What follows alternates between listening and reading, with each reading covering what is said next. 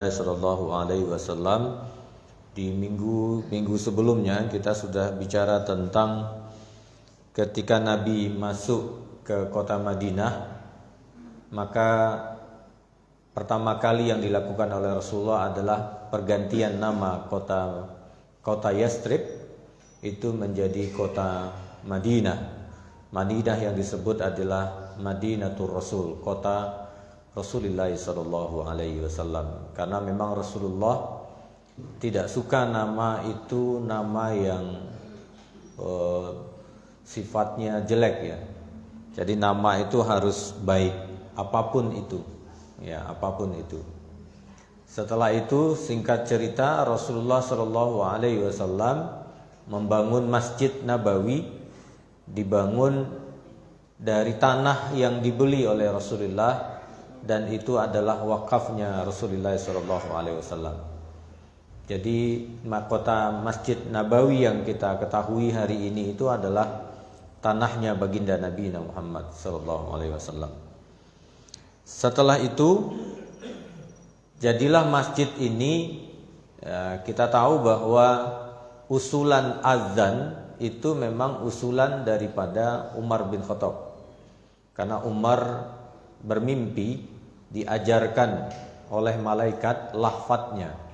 Jadi lafadz azan yang kita pakai itu adalah hasil mimpinya Umar bin Khattab. Jadi dan itu disetujui oleh Rasulullah sallallahu alaihi wasallam. Dan kota Madinah sebagaimana yang telah kita sampaikan sebelumnya, kota Madinah ini bukan masyarakat yang jadi. Jadi kota Madinah ini masyarakatnya masyarakat yang bukan masyarakat yang datang sudah jadi gitu ya. Sudah jadi masyarakat yang baik, tidak. Tapi di dalamnya masyarakatnya terjadi persengketaan antara Aus dan Khadraj. Ya, perang panjang yang dilakukan oleh mereka. Maka apa yang dilakukan oleh Rasulullah? Yang dilakukan oleh Rasulullah adalah perjanjian dengan kaum muslimin. Nah, ini yang jarang diungkap.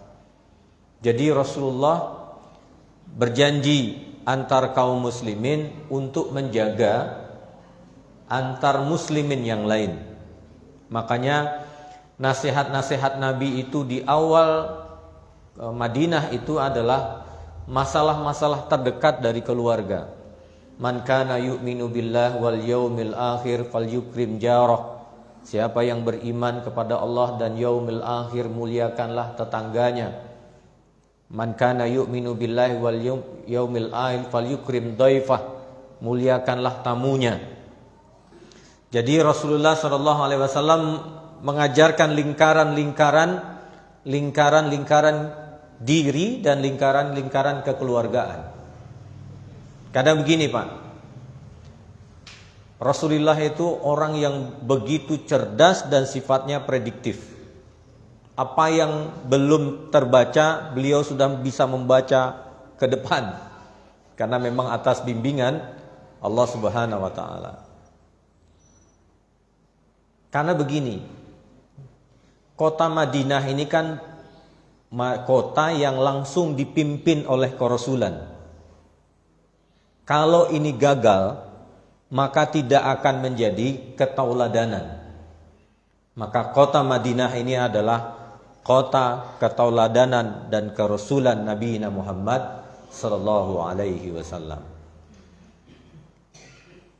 Logika orang demokrasi hari ini mengatakan bahwa belum tentu loh kalau yang memimpin itu orang Islam juga akan baik. Karena sejarah mengatakan bahwa banyak kepemimpinan kekhilafahan juga banyak korupnya, banyak korupsinya. Terjadi pembunuhan di mana-mana, perlawanan antara satu muslim dengan yang muslim yang lain. Aisyah dalam perang Siffin berperang dengan Ali bin Abi Thalib. Persoalan apa itu? Kepemimpinan, kekuasaan. Kan begitu. Nah, Jenengan kalau ditanya seperti itu, kenapa harus meminta kepemimpinan itu ada di tangan kaum muslimin? Kan sama saja. Di tangan kaum muslimin, kalau orangnya bobrok juga hancur. Kalau di tangan, logika mereka, di tangan orang non muslimin tapi mereka mampu menjalankan kepemerintahan itu dengan baik, apa salahnya? Nah, ini kalau kita diadu dengan argumentasi begini ini, narasi-narasi seperti ini, kita akan mengatakan benar juga ya. Tidaklah harus kepemimpinan itu dikuasai oleh orang mukmin. Nah, menjawabnya adalah dengan membaca sirah nabawiyah ini. Kota Madinah itu adalah kota di mana Rasulullah bukan membangun negara, tapi Rasulullah membangun manusia. Jadi kalau pemimpinnya, tidak beradab, maka jauh dari cara dia membangun manusia.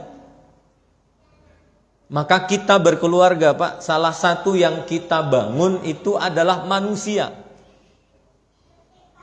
Jadi kalau hanya seorang ayah memberikan nafkah saja kepada anaknya, memberikan nafkah saja kepada istrinya, itu sama saja hanya melempar dia ke tempat yang lain.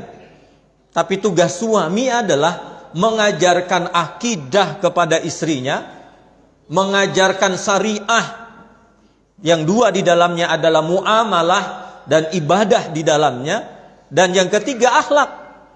Itulah tugas seorang suami di rumah. Itulah tugas kerasulan. Kota Madinah yang hancur, babak belur itu, apa yang dibangun oleh Rasulullah? Menghubungkan antara kaum mukmin ketika itu, memuliakan antara satu dengan yang lain, menjaga adab antara satu dengan yang lainnya. Karena apa? Karena kerja Rasulullah SAW adalah takwinul insaniyah, membentuk manusia, membentuk manusia, bukan hanya sekedar bernegara. Maka tanggung jawab menjadi seorang pemimpin negara dan di bawahnya ada kaum muslimin, itu tidak main-main, Pak. Uang makan saja, minum ini saja, kita dimintai pertanggungjawaban nanti di yaumil akhir kelak. Summa latus'alunna yauma idzin 'anin na'im. Allah akan minta pertanggungjawaban tentang minum kita ini. Apalagi pertanggungjawaban kepemimpinan negara. Apa negara itu ngurus-ngurus sholat?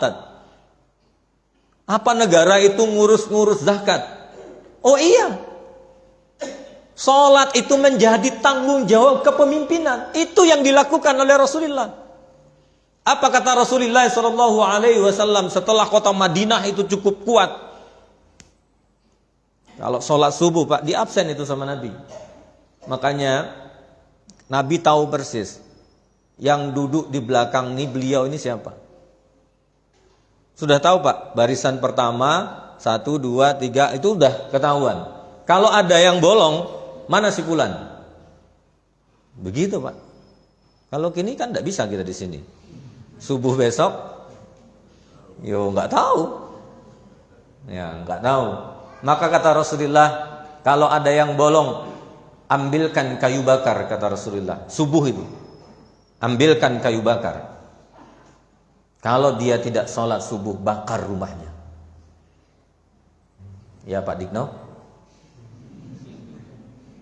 Kalau ada bapak-bapak di sekitar sini tidak sholat subuh berjamaah, siapkan kayu bakar. Tapi jangan pahami naskah ini, hadis ini dengan tekstual. Ini namanya adalah tahzir. Tahzir itu peringatan keras. Ya, peringatan keras. Jangan dimanai tenanan. Besok Pak Dikno beli kayu bakar 1 truk. Wah, bahaya itu. Nanti dibilang Pak Dikno teroris. Masjid Ahmad Dahlan teroris, katanya kan. Ya. Jadi tugas kenabian itu pertama, Rasulullah mempersaudarakan antara orang mukmin dan berjanji antara orang mukmin. Yang kedua, antara Rasulullah dengan orang-orang Yahudi. Kenapa? Karena Yahudi ini Rasulullah tahu ini yang bikin ribet ini. Jadi Yahudi itu tidak selalu identik dari Bani Israel, karena di Madinah itu ada orang Yahudi. Jadi jangan dilaknat Bani Israel, karena sebagian besar Nabi itu dari Bani Israel. Yang dilaknat itu Yahudi, Pak. Terlaknat Bani Israel. Yakub itu Bani Israel. Jadi kadang nggak tepat gitu ya menggunakan laknat Israel. Loh, naik ke atas ketemu dengan Yakub, ketemu dengan Nabi Yusuf alaihissalam gitu ya. Itu Bani Israel itu. Bani Israel. Nah, jadi Nabi membangun perjanjian dengan orang mukmin, yang kedua membangun perjanjian dengan orang-orang Yahudi. Untuk apa? Untuk menghimayah. Himayah itu menjaga supaya tidak terjadi sesuatu. Karena Rasulullah itu paham sebenarnya Madinah itu bagaimana itu Rasulullah. Jadi Rasulullah itu punya intelijen, Pak. Siapa pentolan-pentolan kota Madinah itu yang harus ditaklukkan, itu Rasulullah sudah punya data itu. Jangan kira Rasulullah ini orang-orang biasa gitu ya. Karena Rasulullah sebelum datang ke kota Madinah, Rasulullah sudah punya anak-anak muda hebat. Ya. Mus'ab bin Umar. Ya. Salah seorang orang kepercayaan Rasulullah sallallahu alaihi wasallam di kota Madinah. Sa'ad bin Mu'az. Ya, tokoh besar di kota Madinah yang awalnya belum masuk Islam, setelah setelah didakwahi akhirnya beliau masuk Islam. Nah, Bapak-bapak, ibu-ibu yang dimuliakan oleh Allah. Nah, mulailah proses peradaban itu terbangun di kota Madinah. Tapi apa mudah, Pak, perjuangan itu? Enggak. Di perjalanan itu masih panjang yang dijalani oleh Rasulullah SAW. Jadi kalau ada geliat-geliat tidak enak di Masjid Ahmad Dahlan ini biasa saja itu.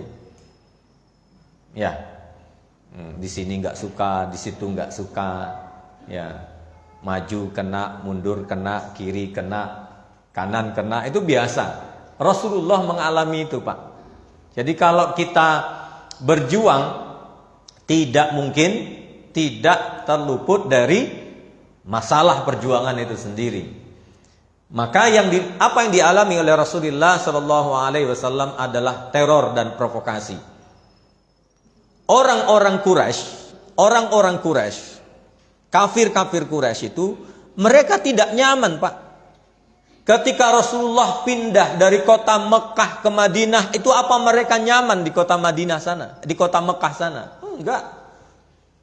Ada permusuhan yang sangat luar biasa dijaga oleh kafir Quraisy itu untuk memusuhi Rasulullah SAW, walaupun Rasulullah sudah pindah ke kota Madinah. Apa yang dilakukan oleh kafir Quraisy itu? Provokasi. Jadi kalau ada hari ini orang yang provokasi, berarti sama dengan kafir Quraisy. Apalagi yang provokasi orang mukmin sendiri gitu ya. Kalau orang mukmin tidak mungkin provokasi. Muslim mungkin ya. Muslim, KTP-nya Islam. Ya. Provokasi. Ngadu antara orang mukmin dengan orang mukmin yang lain. Setelah sholat tak boleh salaman. Padahal antar guru dengan murid beda pendapat gitu ya. Kita itu diadu-adu, Pak, hanya persoalan furu'iyah. Di sini dikatakan bid'ah, di situ dikatakan bid'ah, di sini dikatakan kafir, di sini dikatakan subhat. Akhirnya apa yang terjadi? Kita saling mencurigai antara satu dengan yang lain hari ini. Padahal salaman setelah sholat boleh apa enggak? 3 pendapat. Ya. Kalau Syekh Utsmain ini muridnya bin Baz. Ya, bin Baz. Beliau mengatakan tidak boleh, haram. Tapi gurunya mengatakan boleh di Majmu' Fatawa. Ini antara murid dengan guru beda. Loh, kita ini saja murid sama guru beda. Loh, kalau kita ngikut yang mana? Jenengan ikut yang mana? Jangan ikut-ikutan berperang maksud saya. Wong murid sama guru aja beda. Loh, jenengan juga ikut-ikut perang. Kamu ahlu bid'ah. Kamu sesat, neraka tempatnya. Jangan ikut-ikutan kalau ndak punya ilmunya. Supir truk bicara tentang apa itu sholat. Boleh saja, tapi bukan bidangnya. Bukan bidangnya. Nah, itu yang bahaya, Pak. Hari ini itu yang terjadi. Akhirnya apa? Kita ini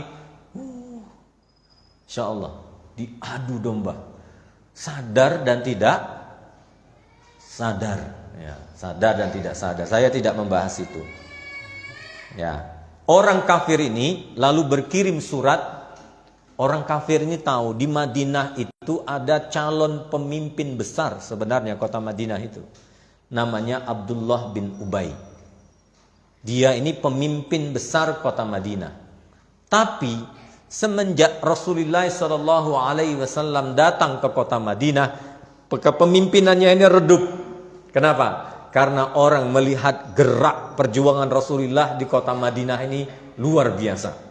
Bisa mengkondisikan Yahudi, bisa mengkondisikan Aus dan Khadraj. Penyakit di kota Madinah sembuh semua karena didoakan oleh Rasulullah. Salah satu yang didoakan adalah korma tersebut. Nah, jadi korma ajwa itu kormanya Nabi yang didoakan oleh Nabi.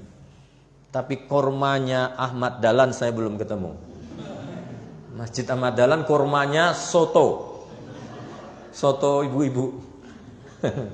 Habis kajian suguhi soto.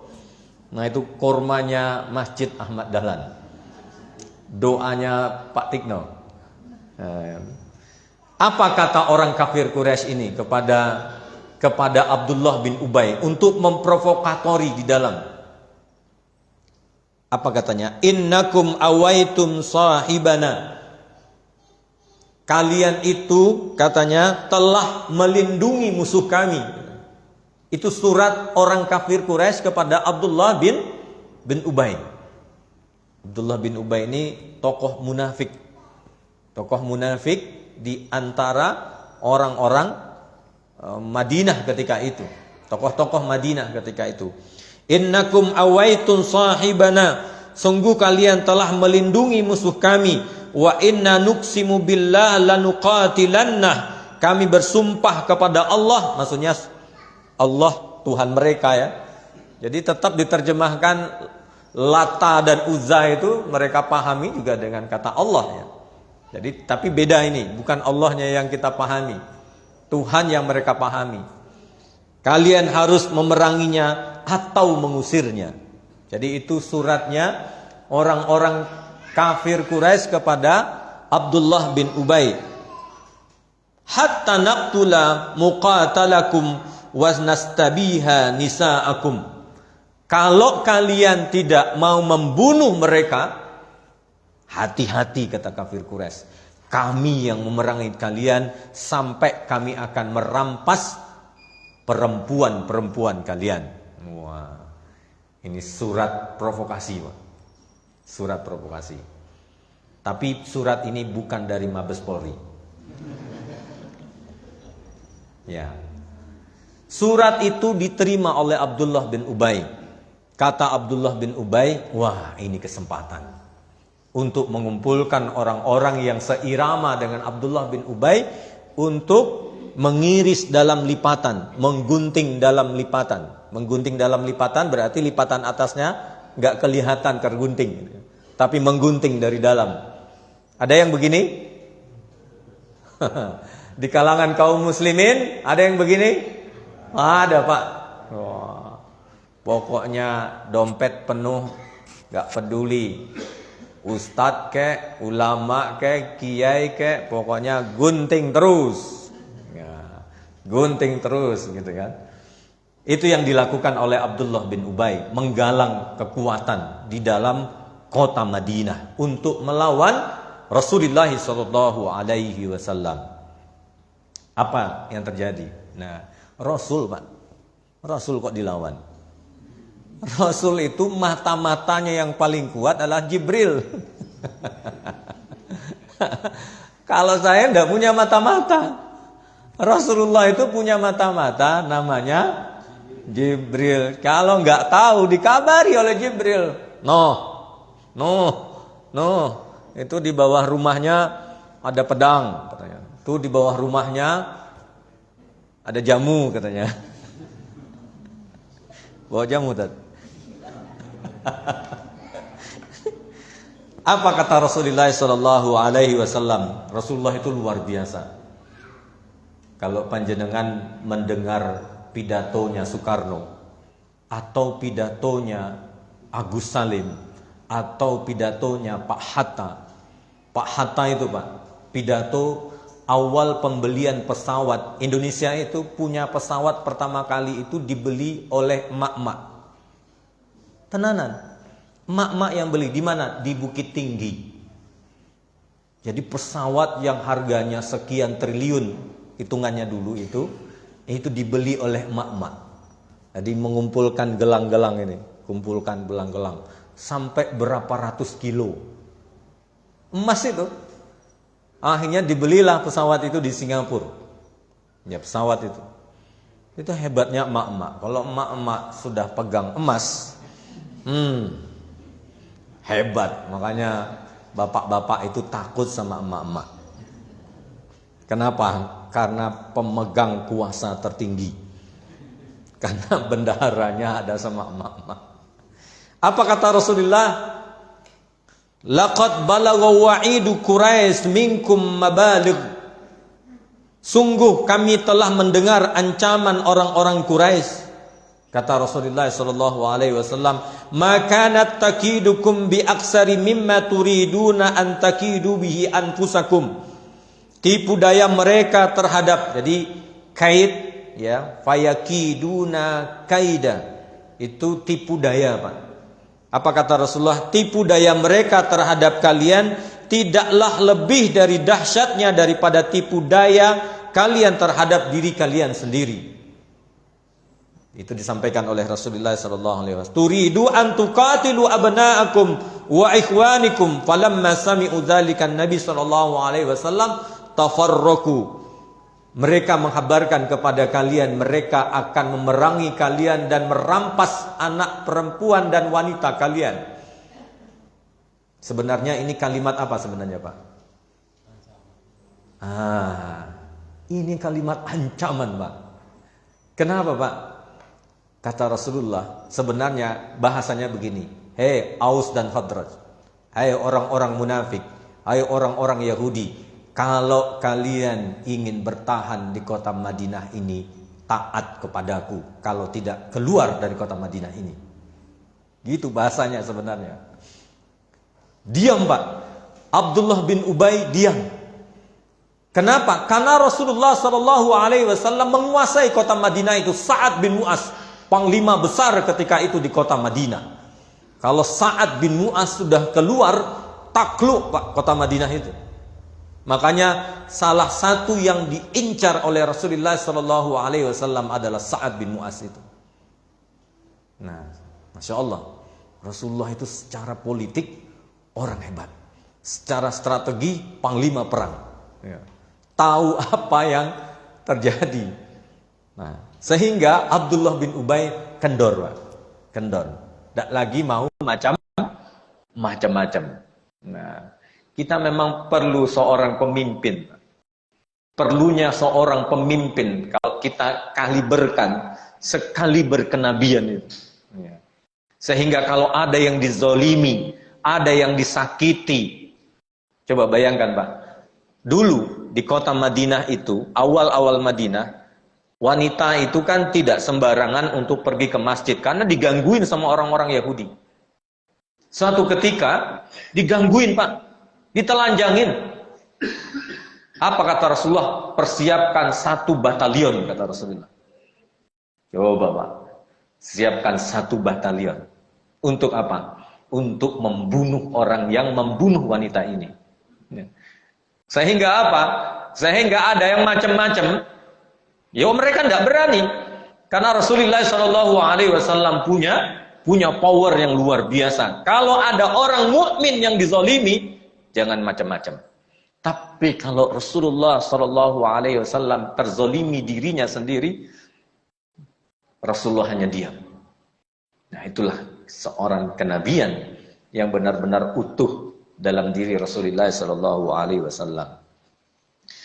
Ketika itu, ini Sa'ad bin Mu'az ini belum masuk Islam. Nah, ada yang mengatakan keberangkatannya ke Mekah ini, umrohnya itu memang hajinya orang-orang dahulu.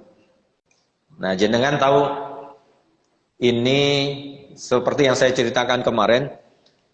Kalau kita melihat Ka'bah, itu kan di sini Hajar Aswad, ya sini Hajar Aswad. Di sini kalau mulai dari Hajar Aswad berlari kita sampai ke Rukun Yamani. Nah itu kan berputar. Jadi memutari 3/4-nya gitu ya. Berputar berlari. Nah di sini ini tempat kumpulnya pentolan-pentolan kafir Quraisy itu. Kebetulan Sa'ad bin Mu'az itu sedang melaksanakan ibadah ini ditemani oleh Abu Sofwan, Umayyah bin Khalaf. Setelah itu dipanggil oleh Abu Jahal. Abu Jahal Pak, bukan Abu Lahab. Kalau Abu Jahal ini kalibernya sama dengan Umar bin Khattab. Orangnya nggak basa-basi. Kalau keluar pedang nggak berdarah, nggak masuk lagi ke dalam sarungnya. Kalau Umar begitu Pak. Umar itu kalau sudah mengeluarkan pedangnya, nggak ngalir darah di pedang itu, nggak masuk ke sarung. Makanya kalau orang melihat Umar sudah mengeluarkan pedangnya di kota Mekah, itu wassalam Pak. Maka kita perlu orang-orang seperti ini nih. Saya nggak tahu ada nggak di sini. Masya Allah Pak. Umar, makanya Rasulullah SAW mendoakan 2 Umar ini. Pertama Umar bin Khattab, yang kedua Abu Jahal itu masuk Islam. Ternyata apa yang terjadi? Yang masuk Islam adalah Umar bin Khattab. Apa katanya Abu Jahal ini kepada Sa'ad bin Mu'az? Sa'ad, ini bahasa saya ya. Sa'ad, enak aja kamu ini masuk kota Mekah ini dengan amannya. Kalau bukan karena Sofwan, Umayyah bin Khalaf, engkau tidak akan pulang tanpa nyawa. Maksudnya pulang tanpa nyawa gitu ya. Tidak akan bisa pulang, kata Abu Jahal. Karena mereka terbiasa menjamin-jamin gitu ya. Misalnya kalau beliau ini saya jamin, berarti aman masuk kota Mekah. Nah, apa kata Sa'ad bin Mu'az membalikkan kalimat itu? Abu Jahal, jangan macam-macam. Engkau melarang aku untuk haji dan umroh ke kota Mekah ini, jangan harap engkau bisa melintasi wilayah Madinah, katanya. Kenapa Pak? Karena perdagangan Abu Jahal ke Syam itu melewati wilayah Madinah. Jangan harap perdagangan kota Mekah, saudagar-saudagar kota Mekah bisa masuk kota Madinah dan masuk Syam, kata Sa'ad bin Mu'az. Jangan main-main. Coba. Strategi luar biasa membungkam kalimatnya Abu Jahal. Kira-kira itu yang terjadi hari ini kepada siapa? Amerika Serikat di hadapan Rusia. Itu Pak. Luar biasa itu. Luar biasa. Ini persoalan jual beli minyak sebenarnya ini. Ukraina itu. Nah, tapi itulah bahwasanya kita perlu orang cerdas di Islam ini. Tapi sayangnya orang-orang cerdas kita di dalam Islam ini masuk ke wilayah yang berbeda. Anak-anak kita yang cerdas itu lari kemana?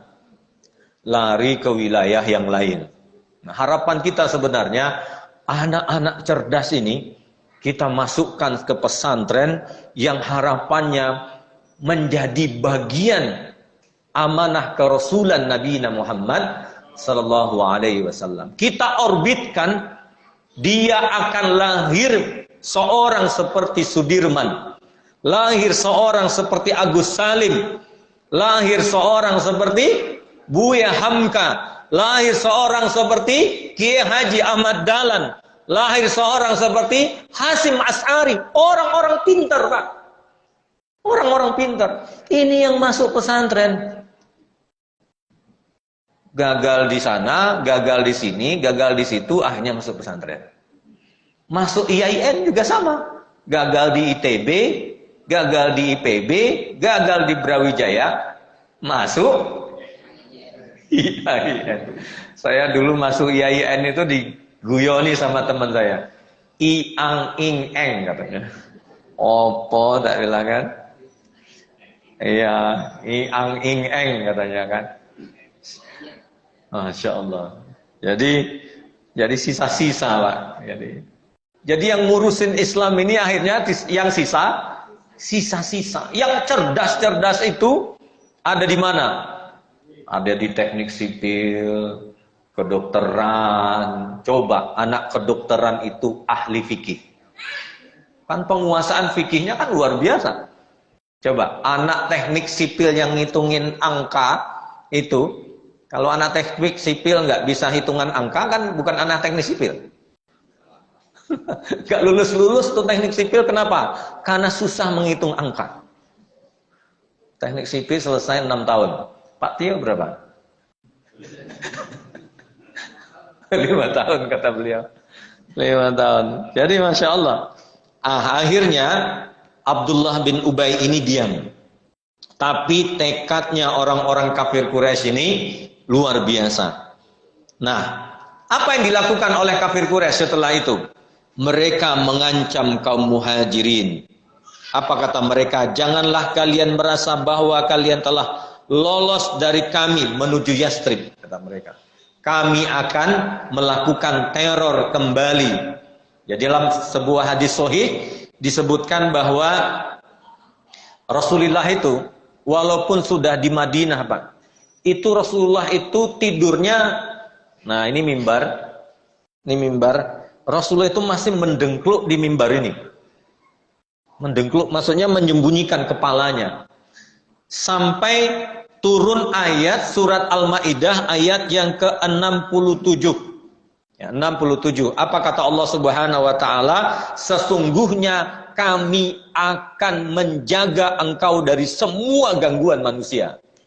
Nah, mulai surat Al-Maidah 67 ini, maka saat itu Rasulullah Shallallahu alaihi wasallam, hai manusia, tinggalkanlah aku karena Allah Azza wa Jalla telah menjamin diriku. Jadi kota Madinah itu juga tidak aman, Pak. Karena Rasulullah Shallallahu alaihi wasallam, Aisyah mengatakan sering terdengar dentingan pedang. Coba jenengan rasanya gimana? Saya tidak tahu bapak-bapak yang pernah mengalami zaman PKI, gimana rasanya tidur di rumah itu? Nyaman apa nggak nyaman, Pak? Rasa-rasanya, kata kakek saya, rasa-rasanya katanya, dentingan pedang dan silet itu mengalir di leher. Enggak tidur, enggak nyaman, Pak. Enggak nyaman tidur itu. Masya Allah. Itu yang dialami oleh Rasulullah Shallallahu alaihi wasallam. Jadi kalau hanya gesekan-gesekan di masjid, ya, sing sabar Pak Dikno. Sing sabar. Ada gesek-gesekan di perserikatan, sing sabar. Karena apa yang dialami oleh Nabi jauh dari hal itu. Maksudnya lebih parah daripada itu, maksud saya. Jadi orang mukmin ini pahalanya yang paling besar adalah bersabar. Kenapa Muhammadiyah ini menjadi perserikatan? Orang banyak isinya supaya dapat pahala sabar. Coba, yang satu kepalanya hitam, yang satu putih, yang satu muda, yang satu tua. Beda sama atau sama berbeda? Yo beda-beda. Maka ketika di forum majlis bermusyawarah itu terjadi perbedaan pendapat, nah maka bersabarlah. Yang merasa bahwasanya aku yang segalanya bisa, maka harus menahan dirinya. Maka ketika dia menahan dirinya, dia dapat pahala sabar. Yo samoes. Suami istri juga begitu toh, ya Bu. Yo, istri pinginnya begini, bapak pinginnya begini. Sing sabar. Semoga dapat pahala sabar. Nanti di surga ketika mau dibukakan pintu oleh Allah, pintu surga itu apa katanya? Assalamualaikum bima sabartum. Selamat sejahtera bagi kalian karena kesabaran kalian. Insyaallah. Amin ya rabbal alamin. Qulu qauli hadza astaghfirullahaladzim. Assalamualaikum warahmatullahi wabarakatuh.